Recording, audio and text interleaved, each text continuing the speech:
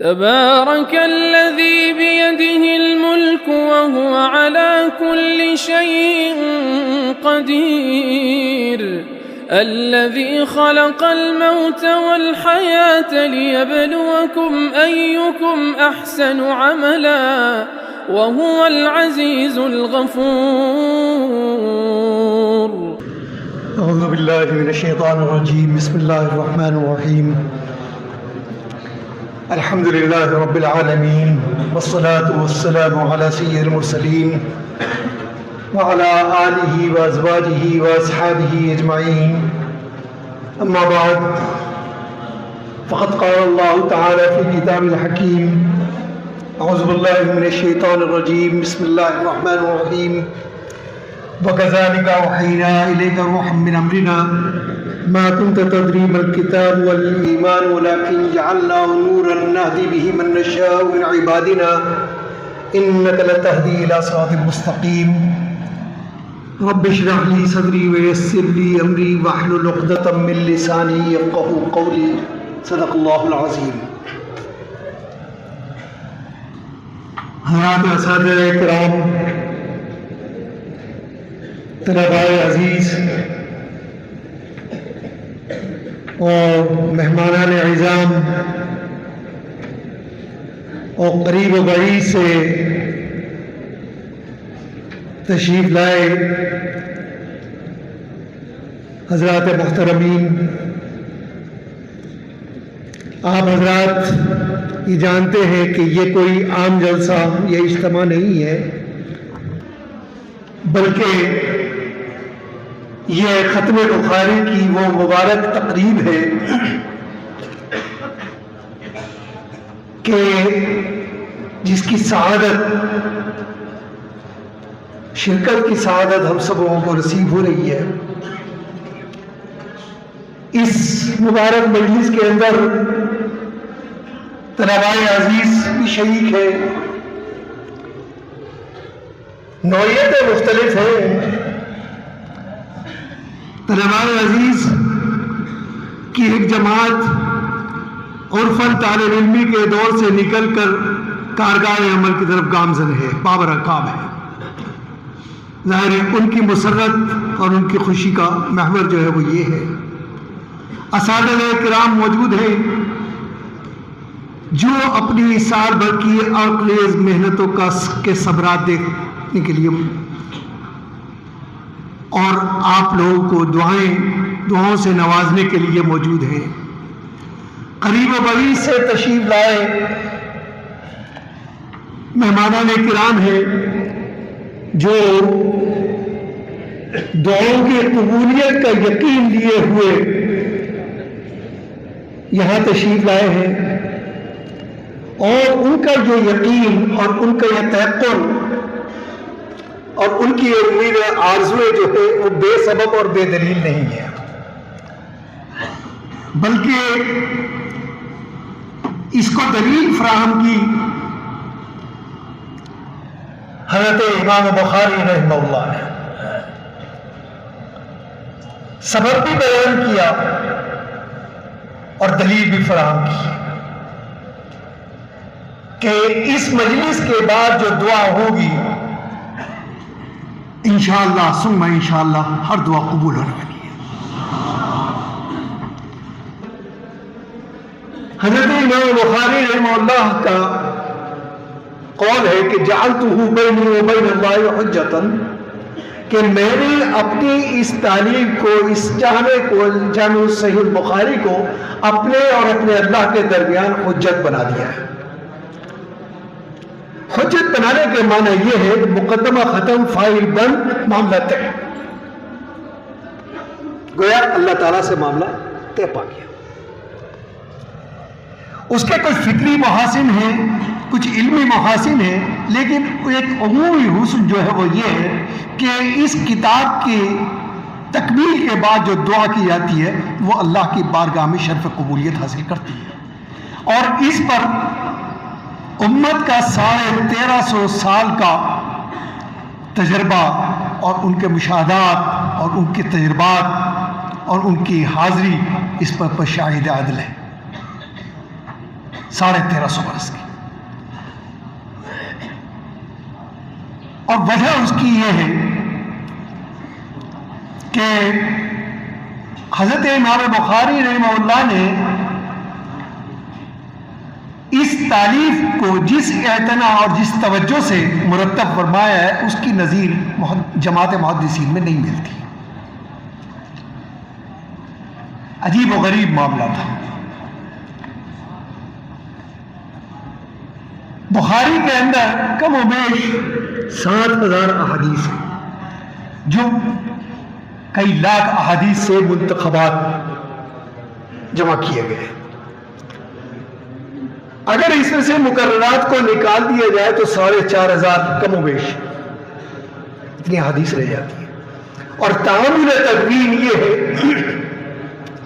کہ جب امام بخاری رحمہ اللہ کو کوئی حدیث ملتی تھی تو آپ اس پر ہر طریقے پر ہر ناحیے سے ہر زاویے سے غور و فکر کرتے تھے. اور جب کسی حدیث پر کسی درجے میں اطمینان نصیب ہو جاتا تھا اس کے بعد اٹھتے اور غسل فرماتے تھے اور پھر اس کے بعد 2 رکعت نفل پڑھتے تھے اور پھر اس کے بعد دعا کرتے تھے کہ اللہ شرح صدر عطا فرما. جب شرح صدر عطا ہو جاتا تھا تب رئیس سے اٹھا کے جاتے تھے اور حرم مقدس میں جا کے اس کو اندراج کرتے تھے. گویا تقدیس کے جتنے پہلو جتنے زاویے جتنے گوشے ہو سکتے ہیں سب لا کے حضرت امام بخاری نے اس تالیف کے اندر جمع فرما دیے. اول تو تقدیس کا سب سے بڑا پہلو یہ کہ یہ رسالت مآب جناب محمد رسول اللہ صلی اللہ علیہ وسلم کے ارشاد گرامی ہے احادیث ہے جس کے ہر حرف اور لفظ کے اندر تقدیس کے دریا معظم ہے. پھر اس کو مدون کرنے والی ذات حضرت امام بخاری رحمہ اللہ. پھر اس پر یہ تعامل تو گویا اس کا حاصل یہ ہوا کہ 7000 مرتبہ تو غسل کیا گیا, 14000 رکعتیں نفل ادا کی گئی, 7000 مرتبہ دعائیں کی گئی کہ شرح صدر نصیب ہو, اور اس کے بعد 7000 مرتبہ حرم مقدس میں جا کے اس کا اندراج کیا گیا. تقدیس ہی تقدیس ہے, تقدیس ہی تقدیس ہے. ظاہر ہے کہ اگر یہ کتاب حجت نہیں ہوگی تو پھر کون سی کتاب حجت ہو سکتی ہے. اس لیے آرزویں اور تمنائیں آپ دماغوں میں لے کر آئے اور دلیل اور سبب کو بتایا امام بخاری نے کہ آپ کا آنا بے سبب نہیں ہے, بے دلیل نہیں ہے.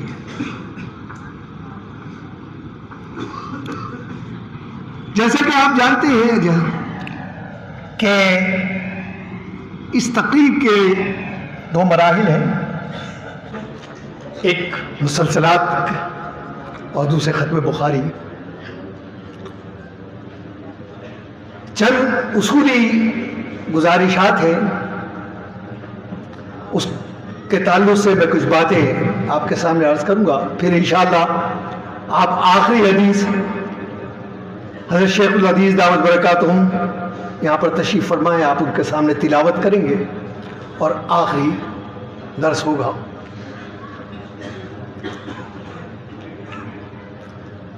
تدوین حدیث کے تعلق سے متقدمین سے لے کر متاخرین تک فنی اعتبار سے محدثین 2 طبقات سے تعلق رکھتے ہیں.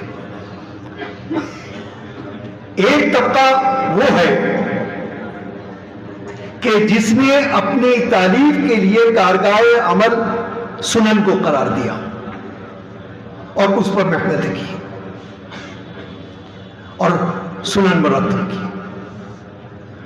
دوسرا طبقہ وہ ہے کہ جنہوں نے اپنے سرگرمی کا محور جو ہے وہ جوامع کو قرار دیا, جوامع کو بنایا اور اس پر محنت کی. محدثین کی اصطلاح میں سنن کا اطلاق جو ہے وہ احادیث کے اس مجموعے پر ہوتا ہے کہ جس میں عملی احکام سے متعلق فقہی احادیث کی تطبیق و ترتیب اس نہج اور اس انداز پر کی گئی ہو کہ کتاب الطہارت سے لے کر کتاب الفرائض تک کا احاطہ ہو گیا اس کے اندر. یہ محدثین کی اصطلاح میں سنن کی تعریف. اور جوامع کی تعریف بیان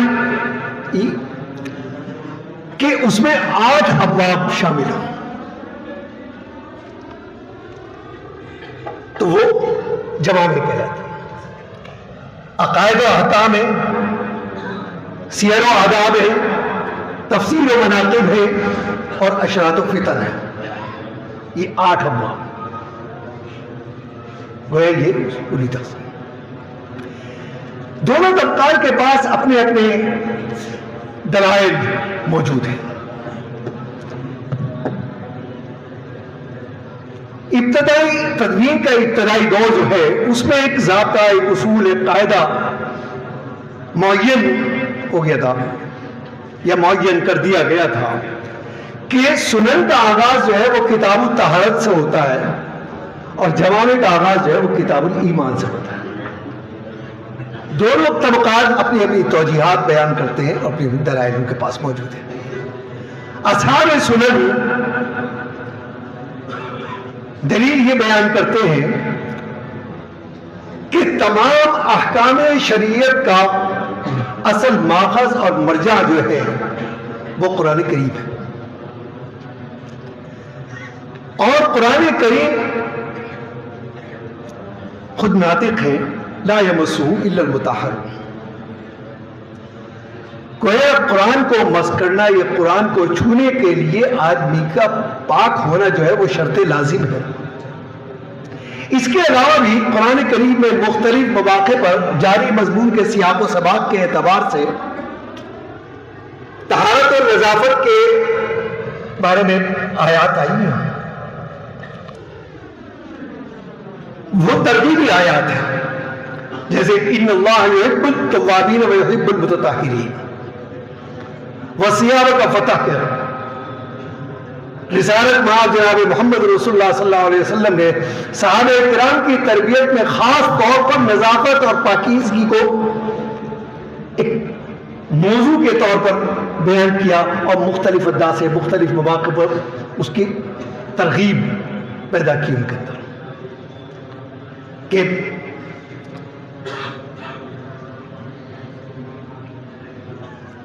تو یہ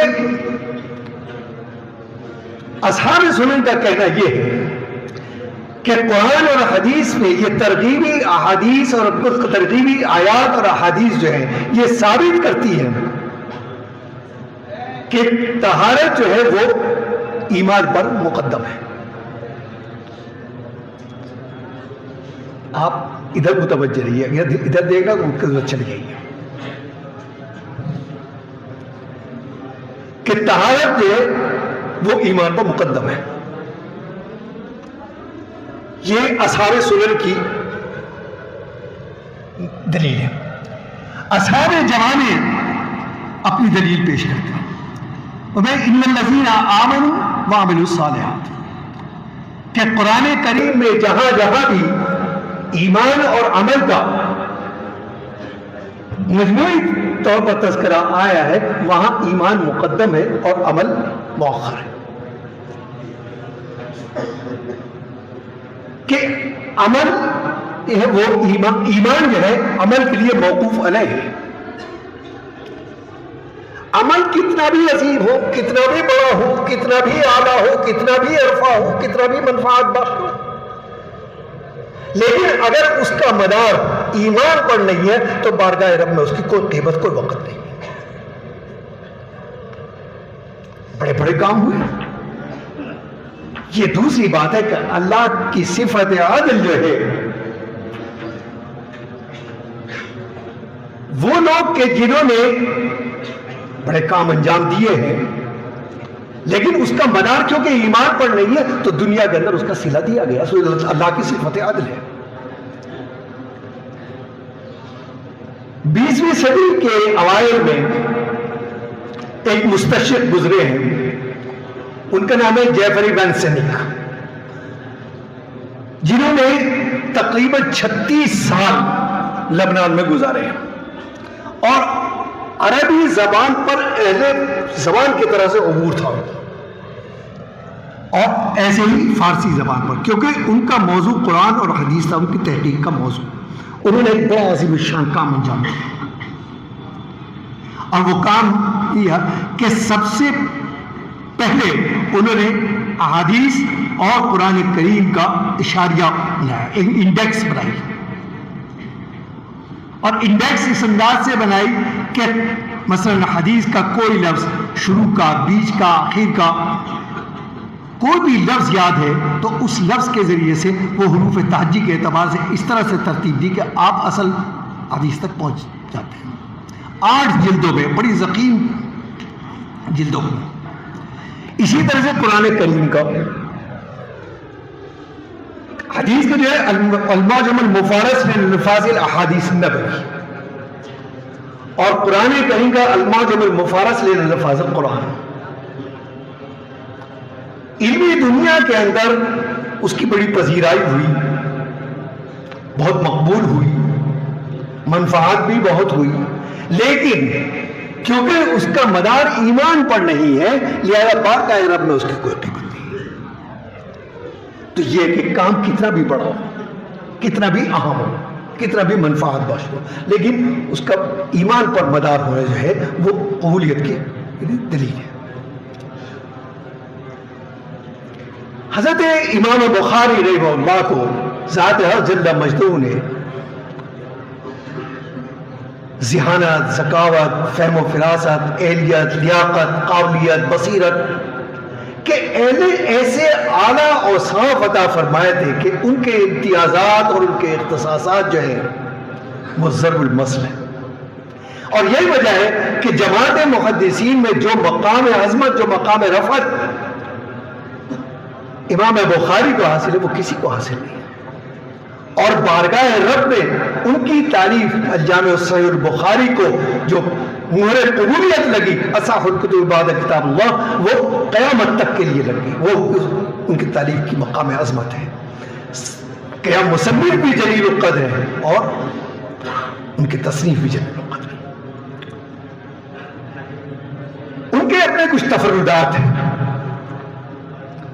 انہوں نے عام جو مروج قانون یہ مروج ضابطہ اور قاعدہ تھا کہ جانے کا آغاز کتاب الایمان سے کرتے, انہوں نے کتاب الایمان سے اس کا آغاز نہیں کیا بلکہ ایک بالکل نیا انداز اختیار کیا. کیونکہ امام بخاری کی سند پر اگر غور کریں گے تو آپ دیکھیں گے کہ بخاری کا آغاز میں بھی ندرت ہے, اس کے انجام میں بھی انوکھا پن ہے, اور ابواب کے درمیان جو ربط قائم کیا ہے اس کے اندر بھی ایک فطری ربط محسوس ہوتا ہے. یعنی ایسا لگتا ہے کہ جیسے ایک زنجیر ہے جس کی ہر کڑی جو ہے وہ اپنے پس و پیش کی کڑی کے ساتھ ایک متوازن انداز میں ربط قائم رکھے ہوئے ہیں. یہ گیا امام بخاری کا امتیازات ہے. انہوں نے کتاب کا آغاز کیا بدء الوحی سے, کتاب الایمان سے نہیں کیا, اور دلیل لائے وَكَذَلِكَ أَوْحَيْنَا إِلَيْكَ رُوحًا مِّنْ أَمْرِنَا کہ ہم نے وحی کی آپ کی طرف. قرآن کریم کو یہاں روح سے تعبیر کیا کہ اپنی روح سے.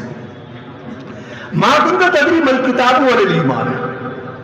اب اس کا عمومی ترجمہ اگر دیکھیں تو کہ آپ نہ کتاب کو جانتے تھے اور نہ ایمان کو جانتے تھے, لیکن اس میں ایک تفصیلی نکتہ ہے. تفصیلی نکتہ یہ ہے کہ کائنات کی تخلیق سے پہلے سب سے پہلی تخلیق جو ہے وہ حقیقت محمدیہ کی تخلیق ہے. جو نور کی شکل ہے، اول ما خلق اللہ نوری.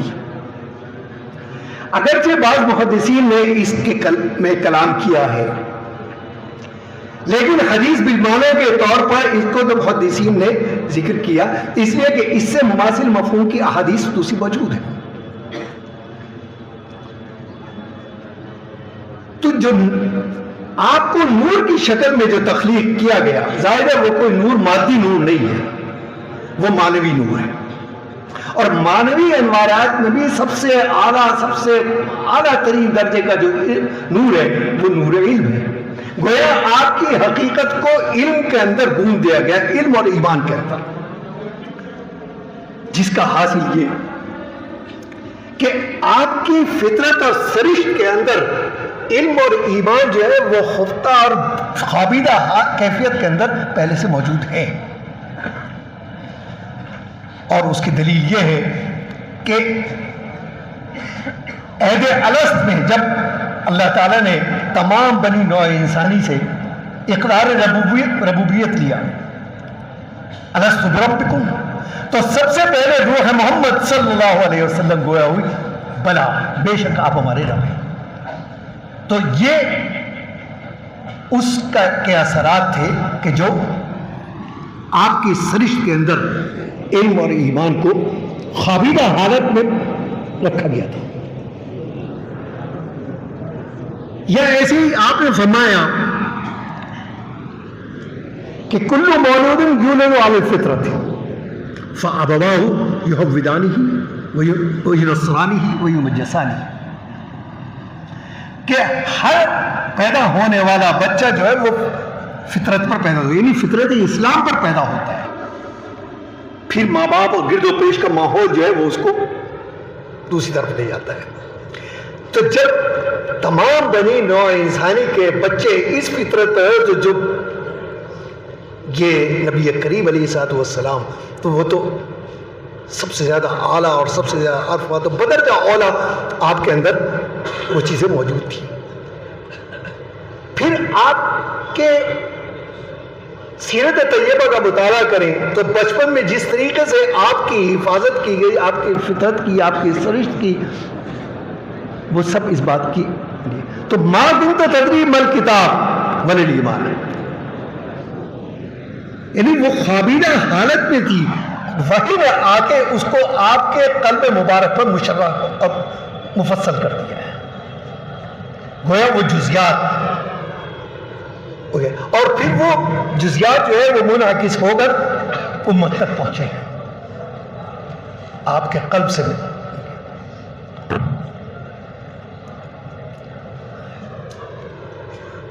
پھر آیا فرمایا ما کنت تدری ما الکتاب والایمان ولکن جعلناہ نورا نہدی بہ من نشاء، کہ ہم نے اس کو، یعنی اس وحی کو، اس قرآن کو نور بنا دیا تاکہ اس نور کی روشنی میں، اس کی نورانیت میں، وہ جس کو ہم نے ہدایت کے لیے منتخب کر لیا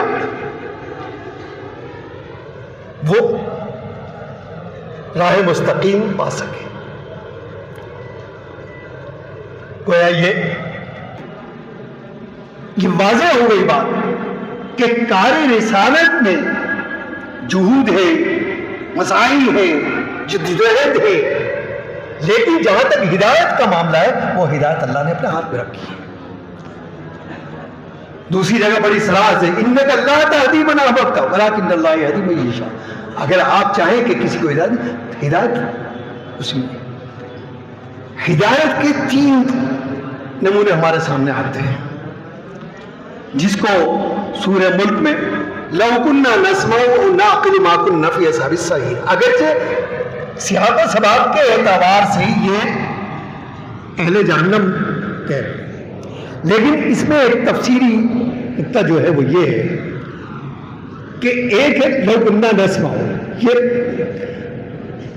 صدیق اکبر جو مقام صدیقیت پر ہے کہ ان کے لیے بس اتنا کافی ہے کہ یہ بات جو ہے یہ جناب محمد رسول اللہ صلی اللہ علیہ وسلم کے دہن مبارک سے ادا ہوئی ہے، اس کے بعد نہ بحث ہے، نہ مباحثہ ہے، نہ دلیل ہے، نہ قیل و قال ہے. آمنت و صدقت. یہ ہے لوگ نسمہ سنا اور سننے کے بعد آمنت و صدقت. دوسرا طریقہ ہے او نعقل، غور و فکر کرنا، تفکر کرنا، تدبر کرنا، تجزیہ کرنا، تحلیل کرنا، حالات کو جاننا. یہ ہے فاروق اعظم کا مرتبہ، یہ مقام شہادت ہے کہ 5 سال تک لگاتار وہ حالات کا تجزیہ کرتے رہے، غور کرتے رہے کہ ہر گھر گھر میں یہی مباحثہ ہے، گلی گلی کے اندر بھی تذکرے ہیں، آپس میں دشمنیاں بڑھ رہی ہیں، لوگ ایک دوسرے سے ناراض ہیں، اس کے علاوہ کوئی موضوع ہی نہیں ہے مکی کی گلیوں کے اندر. اور جب کوئی حل سمجھ میں نہیں آیا تو وہ جو جھنجھلاہٹ تھی وہ غصے کے اندر تبدیل ہو گئی اور فیصلہ کیا کہ آج بس اس قصے کو تمام کر دیا جائے. اور یہی وہ لمحہ ہے کہ جب جناب محمد رسول اللہ صلی اللہ علیہ وسلم کے دعا کے نتیجے میں نور ایمان نے آپ کے قلب کا احاطہ کر لیا اور نور ایمان آپ داخل ہو گئے. یہ ہے اوناق کہ غور و فکر کر کے. تیسرے وہ لوگ ہیں کہ نبی بھی موجود ہے، قرآن بھی نازل ہو رہا ہے، احکامات بھی آ رہے ہیں، لیکن ہدایت نہیں ہے اللہ کی طرف سے. ختم اللہ علی قلوبہم وعلی سمعہم وعلی ابصارہم. وہ ابو جہل ہے، شیبہ ہے. آپ نے 2 لوگوں کے لیے دعا فرمائی کہ اللہ یہ تو ابن الخطاب کے ذریعے سے یا ابن الحکم کے ذریعے سے اسلام کو تقویت عطا فرمائے. تو اس کا مطلب یہ کہ ابن الخطاب اور ابن الحکم ذہنی سطح اور سوچ اور معیار اور تدبر اور تفکر کے لحاظ سے ذہنی سطح برابر تھی ہوگی، اسی لیے تو آپ نے دونوں میں سے کسی ایک کم. حضرت ابن الخطاب کے نصیب میں ہدایت تھی، انہیں ہدایت مل گئی. لیکن یہ ابو جہل چھپ چھپ کر جا کے قرآن سنا کرتا تھا. واقعات کے اندر موجود ہے. ایک مرتبہ شیبہ اور ابو سفیان یہ تینوں رات کے اندھیرے کے اندر نکلے اور اتفاق سے آمنا سامنا ہو گیا. اب ایک دوسرے سے نظریں بچا رہے ہیں. کس نے کہا میں تو یہاں جا رہا تھا، کس نے کہا وہاں جا رہا تھا. لیکن ابو جہل نے جو تعبیر پیش کی، جو اس نے کہا کہ میں کہیں نہیں جا رہا تھا، میں قرآن سننے جا رہا تھا. اور کہا کہ جب قرآن اتنا مؤثر ہے تو ایمان کیوں نہیں لے آتے؟ کہا کہ اس کی وجہ سن لو کہ ہم اور محمد بن عبداللہ صلی اللہ علیہ وسلم ہم طے چچا کی اولاد ہیں، ہم عبد الشمس کی اولاد ہیں، یہ عبد مناف کی اولاد ہیں. ذہانت میں، ذکاوت میں، لیاقت میں، سیاست میں اور اقتدار میں ہم لوگ ہر سبب برابر ہیں، ضرب و حرب کے اندر برابر رہے ہیں. اب نبوت آ گئی عبد مناف کی اولاد کے اندر، یہاں ہم نیچے ہو گئے اور عبد مناف جو ہے وہ اوپر چلے گئے. یہ گوارا نہیں کر سکتے، یہ ناک کا مسئلہ ہے. اس لیے مرتے مر جائیں گے لیکن عبد مناف کی اولاد کی بات نہیں مانیں گے. تو یہ ہے اصحاب السعیر. تو 3 ہے، لو کنا نسمع او نعقل ما کنا فی اصحاب السعیر.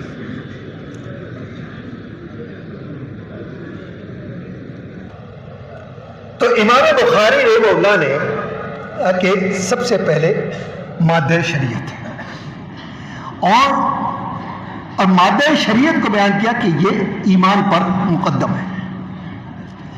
اور اصول بھی یہ ہے کہ مادہ جو ہے وہ شکل پر مقدم ہوتا ہے. جیسے ایک بڑھئی وہ لکڑی کے مادے سے بہت ساری چیزیں بناتا ہے.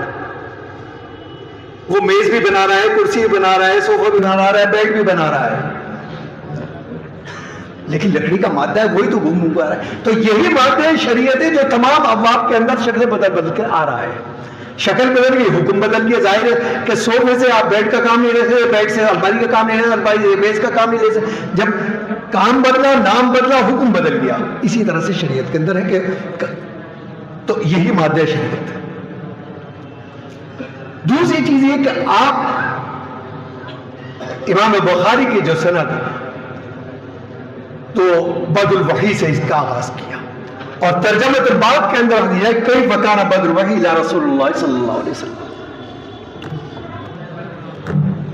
تو ترجمۃ الباب کا اصولی تقاضا اور منطقی تقاضا تو یہ تھا کہ اس کے بعد جو حدیث آنی چاہیے تھی وہ حدیث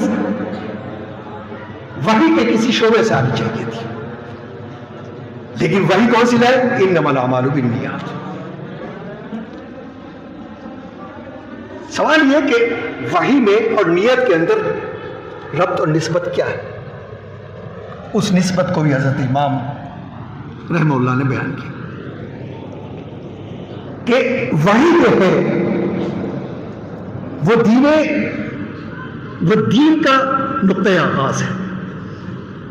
وحی دین کا نقطۂ آغاز ہے اور نیت جو ہے وہ ارشادات گرامی اور جو احکام شریعت ہے ان کا نقطۂ آغاز ہے. گویا دونوں کے اندر. دوسری یہ حدیث جو لے کر آئے یہ عجیب و غریب حدیث ہے. اس کا تعلق کیونکہ وحی کا تعلق وحی ربانی ہے, مادہ شریعت کا تعلق وحی ربانی سے ہے اور نیت کا تعلق نفس انسانی سے ہے. حدیث لے کر آئے انما الاعمال بالنیات جو فروغ انسانیت کے لیے ایک نمونہ ہے. گویا اس کے اثرات صرف یہاں تک محدود نہیں ہے بلکہ نیت کے ذریعے سے وہ پوری کائنات کو گھیرتی ہے. اور اس کی ترتیب کیا ہے کہ جب انسان کی نیت درست ہوتی ہے تو انسان کی حقیقت سنور جاتی ہے اور جب انسان کی حقیقت سنورتی ہے تو اس کا عقیدہ درست ہو جاتا ہے اور جب انسان کا عقیدہ درست ہوتا ہے تو اس کے اعمال درست ہوتے ہیں اور اعمال کی درستگی کا نام ہی فروغ انسانیت ہے. تو چنانچہ سب سے پہلے مادہ شریعت کو متعارف کر دیا. اب اس کے بعد دوسرا مرحلہ آیا ایمان کا. ایمان لے گئے. ایمان کے دو حصے ہیں. ایک ہے اقرار باللسان, ایک ہے تصدیق بالقلب. اقرار باللسان یعنی زبان سے اعتراف کر لینا, کسی چیز کو جان کر اس کو مان لینا, یہ ہے اقرار باللسان. اقرار باللسان کے بعد ایک انسان جو ہے وہ قانونی طور پر امت مسلمہ کا فرد بن جاتا ہے, وہ مسلمان کہلائے گا. لیکن ایمان اور اسلام ذرا مفہوم کے لحاظ سے دو الگ الگ چیزیں, کیونکہ عمل کا تعلق جو ہے وہ داعیے قلب سے ہے. عمل کی تحریک اس وقت پیدا ہوتی ہے کہ جب قلب تصدیق کر دے, صرف اقرار باللسان سے نہیں ہوتی. جیسا کہ عرب کی ایک بادیہ نشینوں کی ایک جماعت نبی کریم علیہ السلام کی خدمت میں حاضر ہوئی اور اسلام قبول کیا اور اس کے بعد انہوں نے کہا کہ ہم ایمان لے آئے, تو آیت نازل ہوئی قالت الاعراب آمنا. یہ عرب کے بدو کہہ رہے ہیں کہ ہم ایمان لے آئے. قالت الاعراب آمنا قل لم تؤمنوا ولكن قولوا اسلمنا. ان سے کہیے کہ انہیں یہ نہ کہیں کہ ہم ایمان لے, یہ کہیں کہ ہم اسلام قبول کر لیا, ہم نے اطاعت اور برداری کا اقرار کر لیا ہے.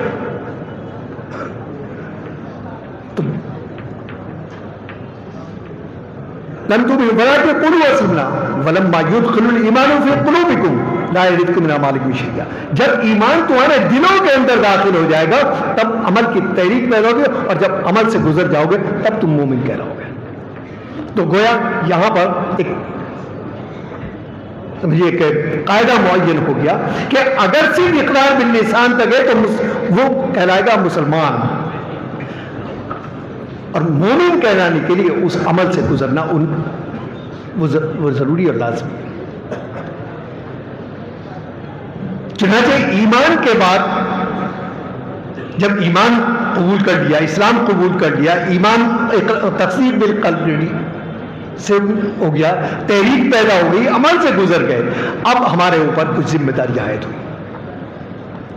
ظاہر ہے ان ذمہ داریوں کی جزیات کو، اس کے کلیات کو، اس کے تقاضوں کو سمجھنے کے لیے وہ جہل سے نہیں سمجھاتے، وہ علم سے سمجھاتے۔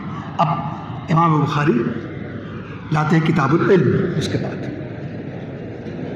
ترتیب آپ دیکھیے، ترتیب اسی طرح سے کتاب العلم لے کر آئے۔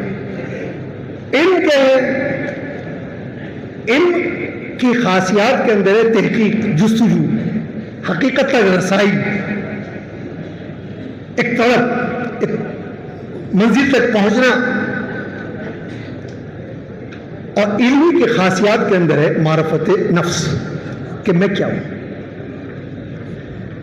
میں کیوں پیدا ہوں، میرے یہاں آنے کا مقصد کیا ہے۔ کیونکہ قرآن کریم تو اللہ کی صفت ہے، ربنا ما خلقت ھذا باطلا، کہ ایک ذرہ کائنات بھی ایسا نہیں ہے کہ جس کو اللہ نے بے سبب پیدا کیا ہو۔ تو یہ عمودی مخلوق، یہ شاہکار مخلوق، یہ مسجود ملائک مخلوق، یہ مسخر کائنات مخلوق، یہ بے سبب تو پیدا نہیں ہو سکتی۔ ظاہر ہے کہ جس کو خلیفۃ اللہ فی الارض، انی جاعل فی الارض خلیفہ ولقد کرمنا بنی آدم، محترم و مکرم بنا کے پیدا کیا، تو اس کا مقصد بھی بہت بڑا ہے۔ اب وہ مقصد عقل سے وہاں تک رسائی نہیں ہو سکتی، وہاں بھی اسی مادہ شریعت نے رہنمائی کی کہ وما خلقت الجن والانس الا لیعبدون۔ چنانچہ اب علم کے بعد عبادات کا سلسلہ شروع، اور عبادات کا مکمل ایک ہمہ جہت نظام جو ہے وہ پیش ہو گیا۔ کتاب الایمان ہے، پھر کتاب طہارت ہے، پھر اذان ہے، پھر صلاۃ ہے، پھر زکوٰۃ ہے، پھر صوم ہے، پھر حج ہے، اور پھر اس کے متعلقات ہے، یہ سلسلہ۔ تو اہل علم نے لکھا ہے کہ 3 تعلقات ہیں، ان 3 تعلقات کو اگر انسان نے سمجھ لیا، جان لیا، اور سمجھ کر بوجھ کر اس کو اپنی زندگی میں داخل کر لیا، تو گویا اس نے اپنے ایمان کو مکمل کر دیا۔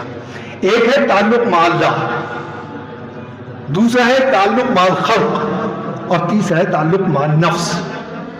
تعلق مع اللہ، ظاہر ہے کہ تعلق قائم ہونے کے لیے کسی نہ کسی نسبت کا ہونا بیچ میں ضروری ہے، درمیان میں نسبت ہوگی تو تعلق قائم ہے، لیکن یہاں نسبت کی کوئی بنیاد نہیں ملتی ہے۔ ظاہر ہے کہ وہ عرش ہے، میں فرش ہوں، وہ خالق ہے، میں مخلوق ہوں، وہ معبود ہے، میں عبد ہوں، وہ قائم بذات ہے، میں ہر لمحہ ہر پل مائل بفنا ہوں، وہ دائم ہے، میں مائل بتغیر ہوں، میرا ذات کے اندر ہر لمحہ تغیر ہے۔ تو سوال یہ کہ نسبت قائم ہو تو کیسے ہو؟ نسبت کا کوئی، تو اسی مادہ شریعت نے رہنمائی کی، وَاعْتَصِمُوا بِحَبْلِ اللَّهِ جَمِيعًا، ہم نے ایک رسی لٹکا دی، وہ حبل کیا ہے؟ وہ قرآن کریم، کیونکہ صرف صفت کلام ایسی ہو سکتی ہے کہ جس سے ذریعے سے اللہ سے ربط قائم ہو سکتا ہے۔ تو جس طرح سے اللہ تعالیٰ کی ذات کے اندر شان ابدیت اور شان ازلیت ہے، اسی طرح سے اس کی صفات کے اندر بھی شان ازلیت اور شان ابدیت کا کار فرما ہے۔ تو صفت کلام ظاہر اس کے اندر صفت ازلیت بھی ہے اور صفت ابدیت بھی ہے، اور جس نے اس کو تھام لیا اس کے اندر بھی ابدیت کی شان پیدا ہو گئی۔ وَاعْتَصِمُوا بِحَبْلِ اللَّهِ جَمِيعًا۔ اب یہاں پر ایک طالب علمانہ سوال پیدا ہوتا ہے کہ قرآن نے خالدین فیہا ابدا جنت میں، لیکن دوسری جگہ یہ بھی ہے کہ خالدین فی جہنم ابدا، تو ابدیت تو ان کو بھی حاصل ہو رہی ہے، لیکن فرق ہے۔ ہم نے اس حبل اللہ سے، اس قرآن سے جو رابطہ قائم کیا وہ موافقت کا کیا، وہ ہدایت کا کیا، وہ منفعت کا کیا، اور دوسروں نے جو قائم کیا وہ مخالفت کا کیا، اناد کا کیا، مٹانے کا کیا۔ تو ابدیت ان کو بھی حاصل ہوئی، رب تو قائم ہوا، یہ اس کی مثال آپ اس کو ایک مثال سے سمجھ لیجئے کہ گھاٹ پر دھوبی کپڑے دھوتا ہے اور دھوپ کے اندر سکھاتا ہے، تو سورج کی جو روشنی ہے وہ دھوبی میں بھی پڑ رہی ہے اور کپڑوں میں بھی پڑ رہی ہے۔ وہ اس روشنی میں کپڑے جو ہے وہ سفید ہو رہے ہیں اور دھوبی کا بدن جو ہے وہ کالا ہو رہا ہے۔ وجہ کیا ہے؟ استعداد کا فرق ہے۔ کپڑوں کے اندر سفیدی کو جذب کرنے کی استعداد تھی تو وہ سفید ہو گئے، اور دھوبی کے بدن کے اندر وہ استعداد نہیں تھی، وہ کالا ہو گیا۔ تو یہی صورت حملہ۔ تو تعلق معلّہ کے ذیل میں امام بخاری تمام ہمجیت نظام عبادات کو لے کر آگے۔ دوسرا ہے تعلق مال خلق، کیونکہ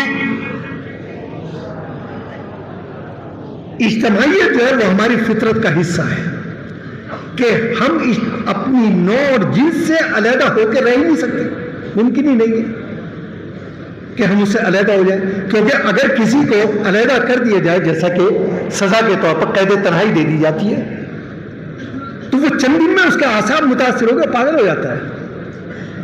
معلوم ہے کہ اجتماعیت جو ہے وہ ہماری فطرت کا حصہ ہے، ہم اس سے علیحدہ ہو نہیں سکتے۔ اور یہ اجتماعیت کیسے قائم ہوئی؟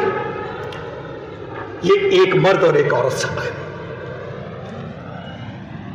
اس کے بعد نسل آگے بڑھی، رشتے قائم ہوئے، ننیالی ددیالی سسرالی رشتے قائم ہوئے، پھر ان کے اندر توسع پیدا ہوتا گیا تو برادریاں بنی، پھر قوم بنی، معاشرہ بنا، قبائل بنے، ریاستیں بنی، مملکتیں بنی، ممالک بن گئے۔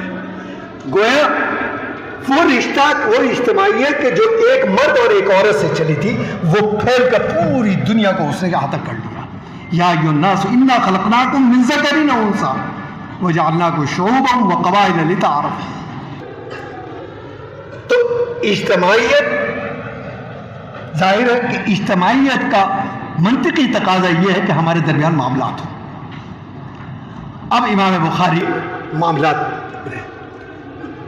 نکاح ہے، طلاق ہے، ہبہ ہے، وراثت ہے، تجارت ہے، سیاست ہے، ریاست ہے، وہ تمام معاملات جو ہے وہ آگے۔ تو اس کے تو کتاب العلم آئے، کتاب العلم کے بعد کتاب عبادات آئے، عبادات کے بعد معاملات آئے۔ اب تیسرا ہے تعلق مع النفس، کہ میرا اپنی ذات کے ساتھ کیا ربط ہے، کیونکہ جب رشتے قائم ہوئے تو حقوق نے جنم لیا۔ مجھ پر میری ذات کا بھی حق ہے، میری آنکھ کا بھی حق ہے، میری جان کا بھی حق ہے، میرے اہل و عیال کا بھی حق ہے، والدین کا بھی حق ہے، عزیز و اقارب کا حق ہے، بہن بھائیوں کا حق ہے، پڑوسیوں کا حق ہے، بستی والوں کا حق ہے، پھر اجتماعیت کا حق ہے، پھر ریاست کا حق ہے، ملکوں کا حق ہے۔ تو وہ ذات، وہ حقوق کہ جو ذات سے شروع ہوئے تھے وہ پھیل کر پورے اس نے احاطہ کر لیا۔ تو اسی کو عارفین نے دو لفظوں کے اندر سمجھا ہے، من عرف نفسہ فقد عرف ربہ، کہ جس نے اپنی ذات کو پہچان لیا گویا اس نے رب کو پہچان لیا، جس نے رب کو پہچان لیا اس نے رب کے معاملات کو پہچان لیا، جس نے رب کے معاملات کو پہچان لیا اس نے اپنے ایمان کو مکمل کر لیا۔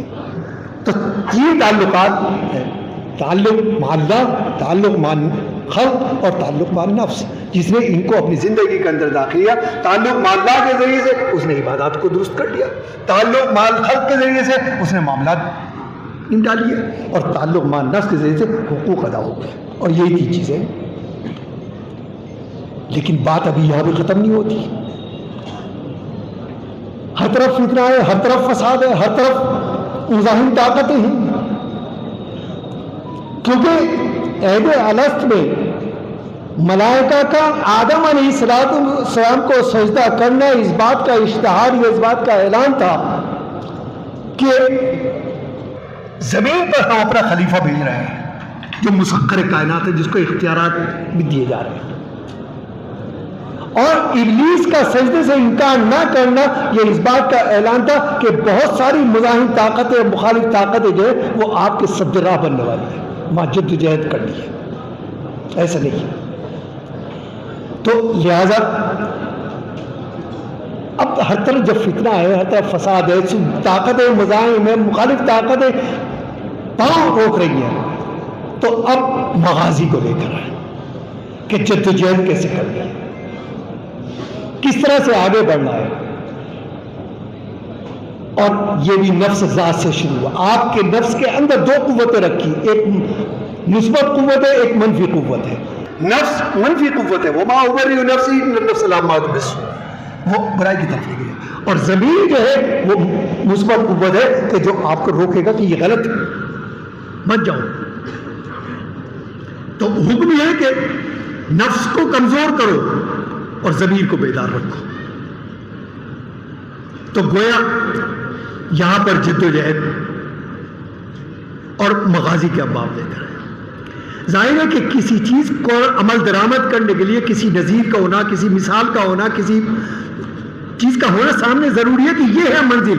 زیادہ ہے منزل تو معلوم ہے، لیکن منزل تک پہنچنے کے لیے کہ اس منزل تک پہنچنے کے لیے ہمیں یہ راہ اختیار کرنی ہے، اور یہ لوگ ہیں کہ جو جس راہ سے گزرے اور فوز و فلاح تک پہنچ گئے، اس کے لیے مثال کا ہونا ضروری ہے۔ تو اب امام بخاری لے کے آتے ہیں سیرت مطہرہ، آپ کے فضائل، آپ کے شمائل، آپ کی جد و جہد، آپ کی خانگی زندگی سے لے کر اجتماعی زندگی سے لے کر بین الاقوامی اور روابط تک تمام پہلوؤں کا احاطہ کر لیا۔ پھر صحابہ کرام کے جو نمونہ تیار ہوئے تھے، ان کے فضائل، ان کے مناقب، ان کی جہود، ان کے مسلسل، اور اس کا تو گویا نفس سے شروع ہوا اور میدان کارزار تک اس کو وسعت ملتی چلی گئی۔ تو یہ ہے، تو گویا یہ مثال بھی سامنے آ گئی کہ ہمیں اس طرح صحابہ کرام کے فضائل اور مناقب بھی سامنے آ گئے، لیکن ابھی بھی ایک درجہ باقی ہے، کیونکہ انسان حریص واقع ہوا ہے۔ انسان کے اندر تحریک عمل جو پیدا ہوتی ہے وہ کسی نتیجے کے وجہ سے پیدا ہوتی ہے کہ میں یہ کام کروں گا تو مجھے یہ منفعت ہوگی، چاہے وہ دنیاوی منفعت ہو یا دینی منفعت ہو۔ ایک مزدور کام کرتا ہے تو اس کے اندر صبح سے شام تک جو کام کرنے کی قوت ہے وہ اس لیے ہے کہ اسے معلوم ہے کہ شام کو محنت کرنے کے بعد مجھے حق المحنت ملنے والا ہے۔ لیکن اگر اسے یقینی نہ ہو کہ مجھے ملے گا کہ نہیں ملے گا تو اس کے اندر تحریک عمل پیدا ہی نہیں ہو سکتی۔ تو یہ جو ہم نے محنت کی کہ بالکل آغاز سے چلے، نیت سے چلے، مغازی تک پہنچے، مغازی سے آگے بھی، تو اس کا صلہ کیا ہے، اس کا نتیجہ کیا ہے؟ اب صلہ متعین کرنے کے دو طریقے، ایک طریقہ تو یہ ہے کہ اس کا طریقہ ہم منتخب کریں، لیکن ہم مادی، ہماری عقل مادی، ہماری فہم مادی، ہماری سوچ مادی، ہم محدود، ہماری عقل محدود، ہمارا وقت محدود۔ ہم اگر نتیجہ سوچ سکتے ہیں تو اسی دائرے کے اندر سوچ سکتے ہیں، اور یہ دائرہ کون سا ہے؟ یہ اسی زندگی کا دائرہ ہے۔ گویا دنیاوی فائدے تک کہتا ہے، ہم سوچتے تھے کہ ہمیں اب یہ کام کریں گے تو یہ مل جائے گا۔ ظاہر ہے یہ تو کوئی فائدہ نہیں ہے کہ ہم نے محنت تو ساری زندگی کی اور نتیجہ جو ملا وہ اتنا غیر یقینی ہے کہ ادھر ہمارا دم نکلا، ادھر نتیجہ ختم، وہ کسی اور کا ہو گیا، تو یہ تو کوئی بات نہیں ہے۔ لہذا نتیجہ بھی اسی کا ثبوت کرے کہ جس کے حکم پر ہم نے یہ سب کچھ کیا ہے، کیونکہ اس کی ذات بھی ابدی، اس کی صفات بھی ابدی، اس کا نتیجہ بھی ابدی ہے۔ تو اب ہم اگلے جہان میں جانے کے بعد خالی ہاتھ نہیں ہے، تہی دست نہیں ہے۔ نتیجہ وہ ہونا چاہیے کہ جو آخر تک ہمارے ساتھ رہے۔ یہ دنیا تو گزر جائے گی، پھر اس کے بعد اگلا مرحلہ ہے، پھر اس سے اگلا مرحلہ ہے، پھر اس سے اگلا مرحلہ ہے۔ تو امام بخاری اب وہ آخری حدیث لے کر آئے کہ جس کی تلاوت ابھی آپ انشاءاللہ کریں گے، اور حضرت شیخ الحدیث دامت برکاتہ اس کی تشریح آپ کے سامنے بیان کریں گے۔ اب آخری بات آتی ہے سند کی۔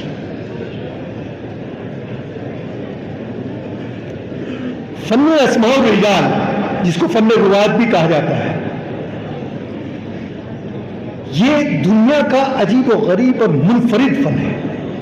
پوری تاریخ بنی نوع انسانی کے اندر کوئی نظیر اس کی پیش نہیں کر سکتے، کیونکہ دنیا کے اندر کوئی علم ایسا نہیں ہے کہ جو ایک شخصیت کے احوال، اقوال، افعال، حرکات، سکنات، انداز، نشست و برخاست، ہر چیز کو حفاظت فراہم کر رہا ہو اور اس طریقے پر حفاظت فراہم کر رہا ہو کہ ہر قسم کے شک و شبے سے بالاتر کر کے اس کو شمس نیم روز کی طرح اس کو بالکل منقع کر کے رکھ دیا کہ یہ بات یا فعل، یہ قول جناب محمد رسول اللہ صلی اللہ علیہ وسلم کے دین مبارک سے ادا ہوا کہ نہیں ہوا، یہ فعل جناب محمد رسول اللہ صلی اللہ علیہ وسلم سے ثابت ہے کہ نہیں ہے۔ دنیا کے اندر بہت ساری شخصیات آئی ہیں، بہت ساری وہ شخصیات ہیں کہ جن کے ماننے والوں کی تعداد جناب محمد رسول اللہ صلی اللہ علیہ وسلم کی ماننے والوں سے کہیں زیادہ ہے، ہر دور کے اندر رہی۔ مثلا حضرت موسیٰ علیہ السلام، ان کے ماننے والوں کی تعداد ہر دور کے اندر نبی کریم علیہ السلام کے ماننے والوں کی تعداد سے عددی کثرت کے حساب سے اعتبار سے بہت زیادہ رہی ہے۔ وجہ اس کی یہ ہے کہ ان کو مسلمان بھی مانتے ہیں، اس کو یہودی بھی مانتے ہیں اور ان کو نصرانی بھی مانتے ہیں۔ حضرت ابراہیم خلیل اللہ کی شخصیت ان کو تینوں قومیں مانتی ہیں، ہم بھی مانتے ہیں، یہودی مانتے ہیں، نصرانی بھی مانتے ہیں، لیکن ہم اگر مانتے ہیں تو ازوء قرآن اعتقاد کی حیثیت سے مانتے ہیں۔ لا نفرق بین احد من رسلہ، تمام انبیاء کو ہم مانتے ہیں، لیکن اتنی عددی کثرت کے باوجود کوئی قوم اس کی نظیر پیش نہیں کر سکتی کہ اس نے اپنے نبی کے اقوال، احوال، افعال یا ارشادات گرامی کو محفوظ کیا ہو، کہ اس کو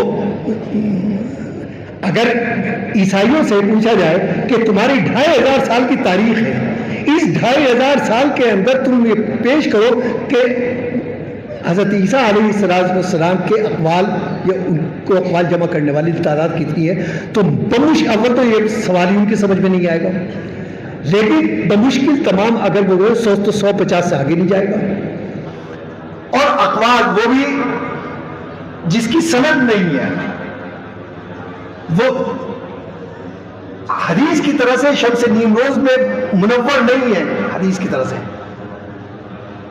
وہ پیش کریں گے، تو یہ صرف مسماؤں کا فن ہے۔ ڈاکٹر اسپرنگر ایک مستشرق گزرے ہیں جنہوں نے حدیث پر کام کیا اور حدیث پر تحقیق کی، کیونکہ دشمن کی جو گواہی ہوتی ہے وہ بڑی اہمیت رکھتی ہے، کیونکہ دشمن بڑی مشکل سے تعریف کرتا ہے، کیونکہ وہ تو خامی تلاش کرے گا، لیکن فن اسماء الرجال وہ ہے کہ دشمن بھی اعتراف کرنے پر مجبور ہے کہ مسلمانوں کے علاوہ کوئی قوم دنیا کے اندر ایسی نہیں ہے کہ جس نے اپنے نبی اور مقتدی کے اقوال اور افعال کو اس طرح سے جمع کیا۔ تو وہ لکھا ہے میں حیران اور ششدر ہوں کہ 6 لاکھ ایسے افراد کے جن کا تعلق واسطہ یا بلا واسطہ نبی کریم علیہ السلام کے اقوال کو تحفظ فراہم کرنے سے ان کے احوال کو اس طرح سے جمع کیا کہ وہ پیدا کہاں ہوا، اس کا نام کیا ہے، اس کی کنیت کیا ہے، اس کا قبیلہ کیا ہے، اس کے اساتذہ کون ہیں، اساتذہ بھی اس کے بارے میں رائے کیا ہے،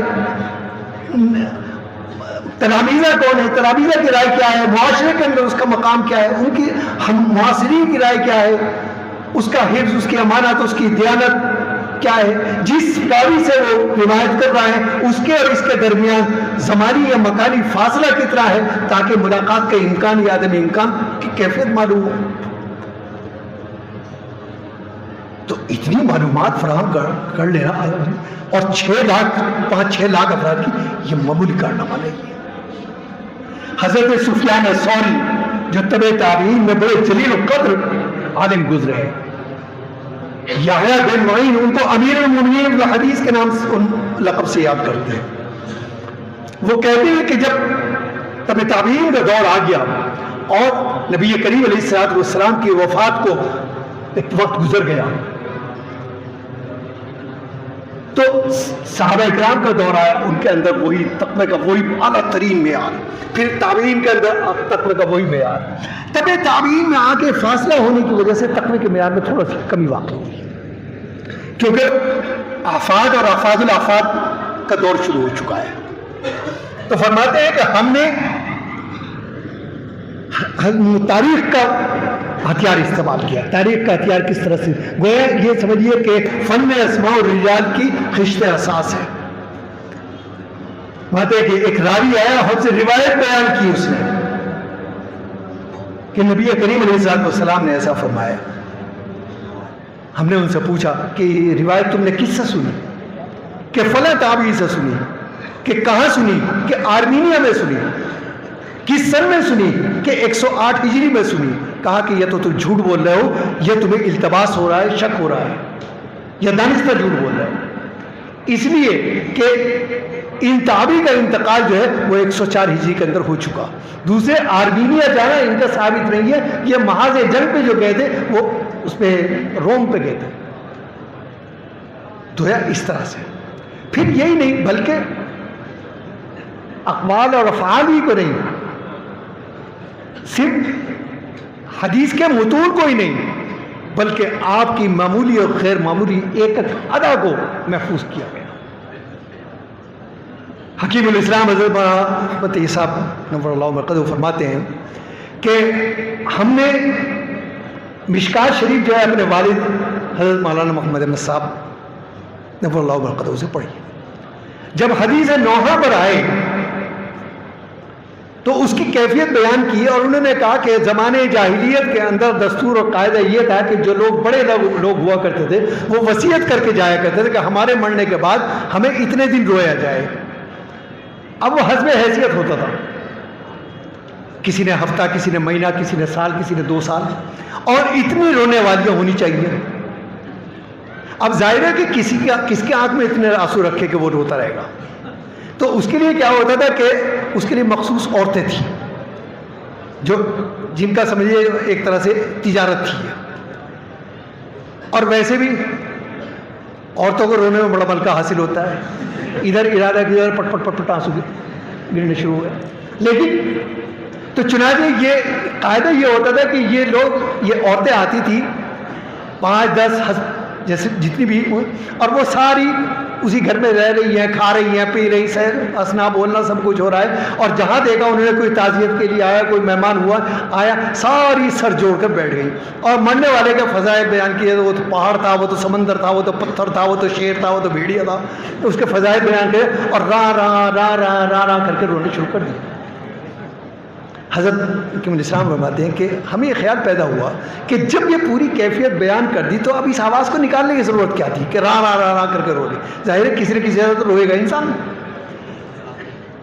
تو حضرت استاد نے فرمایا کہ میں سمجھ رہا ہوں کہ جو بات تمہارے ذہن میں ہے, یہی بات ہمارے ذہن میں آئی تھی. یہ حدیث ہم نے حضرت مولانا رشید احمد گنگوئی رحمہ اللہ سے پڑھی تھی اور اس وقت یہی سوال ہمارے ذہن میں آیا تھا. تو انہوں نے بھی یہی بات ہمیں بتائی تھی کہ جب ہم نے اپنے استاد سے حضرت شاہ محمد اسحاق صاحب رحمۃ اللہ علیہ سے یہ حدیث پڑھی تو انہوں نے بھی اسی طرح سے راہ راہ راہ کی آواز نکالی. انہوں نے بتایا کہ حضرت شاہ عبد العزیز نے بھی یہی آواز نکالی تھی اور حضرت شاہ ولی اللہ نے بھی یہی آواز نکال کے بتایا. حضرت شیخ طاہر المدنی نے بھی اسی طرح سے, اور اسی طرح سلسلہ بسلسلہ جناب محمد رسول اللہ صلی اللہ علیہ وسلم تک یہ راہ راہ کی سند جو ہے یہ بھی متصل ہو گئی کہ آپ نے جب صحابہ کرام کے سامنے جب اس بات کو بیان کیا تو اسی طرح سے راہ راہ کر کے آواز. تو یہ ہے وہ عشق محمدی جس میں ہم یہ دعویٰ کر سکتے ہیں کہ دنیا کا کوئی مذہب, ہم بباغ دون کہہ سکتے ہیں کہ دنیا کا کوئی مذہب چاہے وہ علاقائی ہو یا بین الاقوامی ہو اس کی نظیر پیش نہیں کر سکتا, کہ عشق محمدی کی نظیر پیش نہیں کر سکتا. حضرت انس بن مالک رضی اللہ عنہ جن کی روایت آپ نے ابھی پڑھی, آپ نے مسافہ کیا فرماتے ہیں کہ میں نے ایسی ملائمت اطلس و کم خواب میں نہیں دیکھی کہ جیسے جو آپ کے ہتھیلی مبارک میں تھی. جب آپ نے پردہ فرما لیا اس دنیا سے تو تابعین آئے کہ آپ اپنا ہاتھ لائیے اور اپنا ہاتھ دیجیے, ہم آپ سے مسافہ کریں گے, تاکہ ایک واسطے سے ہمارا مسافہ, ہماری ہتھیلی جو ہے جناب محمد رسول اللہ صلی اللہ علیہ وسلم سے متصل ہو جائے. حضرت انس رخصت ہو گئے تو تابعین کے پاس آئے گا, آپ اپنا ہاتھ لائیے, اور پھر اس کے بعد یہ سلسلہ در سلسلہ چل گیا, آج آپ تک پہنچے. حضرت علی کرم اللہ وجہہ اسودین کی دعوت کی, آپ نے پانی نوشجان فرمایا, کھجور نوشجان فرمائی, اور اس کا عرش اور اس کا ماں بقا ہے جو وہ حضرت علی کرم اللہ وجہہ کو دیا کہ آپ کھائیے. انہوں نے اس کو نوشجان فرمایا, تناول فرمایا, اور پھر اس کے بعد پانی دیا, اور باقی جو ہے وہ حضرت علی کرم اللہ وجہہ کو دیا. وہ انہوں نے جب آپ رخصت ہو گئے تو تابعین حضرت علی کی خدمت میں گئے, آپ ہماری بھی دعوت کیجیے اسودین کی, اور اسی طرح سے آپ کھجور کھائیے, باقی ہمیں دیجیے, پانی پیجیے, باقی ہمیں دیجیے. پھر تابعین کے بعد تابعین آ گئے, پھر یہ سلسلہ, اور وہ سلسلہ پھر آج آپ تک پہنچ گیا. تو عرض کرنے کا مقصد یہ ہے کہ یہ وہ منفرد فن ہے کہ جس کی کوئی نظیر پوری تاریخ اسلام بنی نوع انسان کی تاریخ میں نہیں ملے گی. تو آج یہ مسلسلات اور اسلام, اس کی آپ کے علم کی معتبریت جو ہے وہ اسی سند پر قائم ہے. بہت سے لوگ ہیں جو اپنی قوت مطالعہ سے, اپنی ذہانت سے, اپنی فراست سے اسلام اور اسلام کے بارے میں بڑی بہترین انداز سے بات کر سکتے ہیں. قوت بیان بھی ہے, طرز بھی ہے, اسلوب بھی ہے, لیکن جب مسئلہ بات آئے گی فتوے کی, جب بات آئے گی مسئلے کی, تو کوئی ان کے پاس نہیں, وہ آپ کے پاس آئیں گے, کیونکہ آپ مستند عالم کی حیثیت سے ان کے بیچ میں جا رہے ہیں. بہرحال یہ چند باتیں تھیں جو مجھے عرض کرنی. اب انشاءاللہ حضرت شیخ الحدیث صاحب دامت برکاتہم کے سامنے آپ آخری حدیث پڑھیں گے اور وہ اجازت دیں گے. اللہ تعالی ہمیں اور آپ کو عمل کرنے کی توفیق عطا فرمائے. تبارك الذي بيده الملك وهو على كل شيء قدير الذي خلق الموت والحياة ليبلوكم أيكم أحسن عملا وهو العزيز الغفور.